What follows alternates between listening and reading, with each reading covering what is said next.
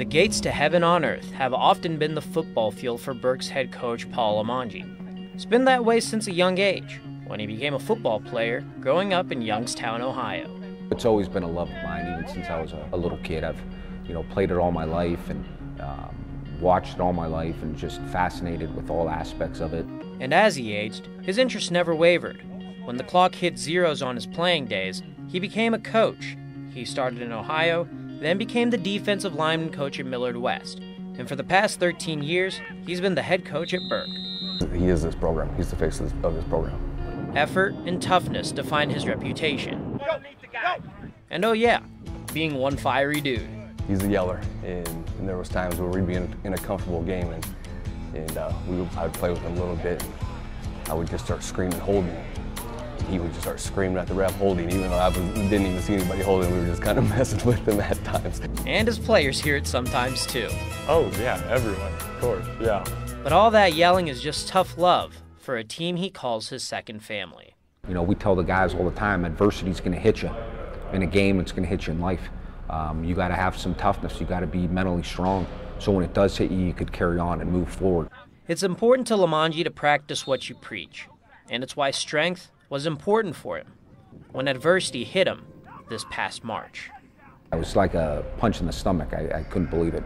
His tonsils had been bothering him. He went to an ear, nose, and throat doctor for examination. He popped my mouth open. He looked in it for about 3 seconds, and he said, "I think you got a tumor on your tonsil," and it kind of just blew me out of the water. Diagnosed with tonsil cancer, Limongi was confident he'd overcome it.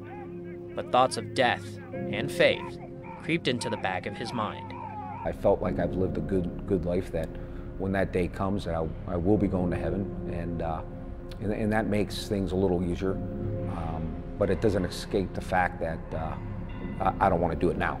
I have a lot to live for and a lot of things to get done, so I'm going to fight like heck.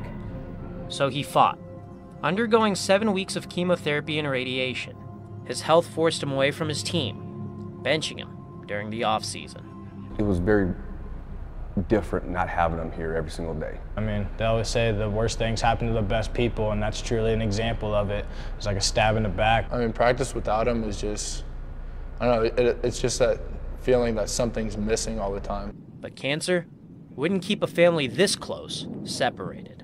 I would FaceTime him when we were conditioning, and his voice had changed, and he wasn't outside much, so he was pretty pale, but he just had that look in his eyes when we FaceTimed him, and just how happy he got. It was everything. Yeah, it kept me going. Next to my family and friends, the football team is what gave me the strength to keep fighting, to keep going. After treatment, he gained his strength back over time and returned to the team in July. And over the summer, he eased back into a normal routine. Then 2 weeks ago, a phone call from his doctor, about to tell Limongi about one of the biggest wins of the head coach's life. And the doctor actually called me Thursday afternoon as I was driving to practice and told me that I was cancer-free. I was in his office, and he came in, and he said, "I'm good." He just had a look on his face of relief. About 10 minutes before that practice, the news reached the players. Coach beat tonsil cancer. We spread the word as quick as we could, and we were just so wow, he made it. We're all so happy. They lined up on their own, and they welcomed him. They welcomed their coach back. They say when you go to heaven, you'll have friends and family waiting there for you at those gates.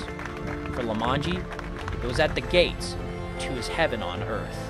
To see it made me feel awesome, they're just a team that is truly together and unified. Surrounded by a team that loves him. I think that was the biggest smile I've ever had on my face. I mean, I couldn't wait to see him and tell him congratulations, that I love him. And he loves them back. You see him almost every single day, you're going to get close to him.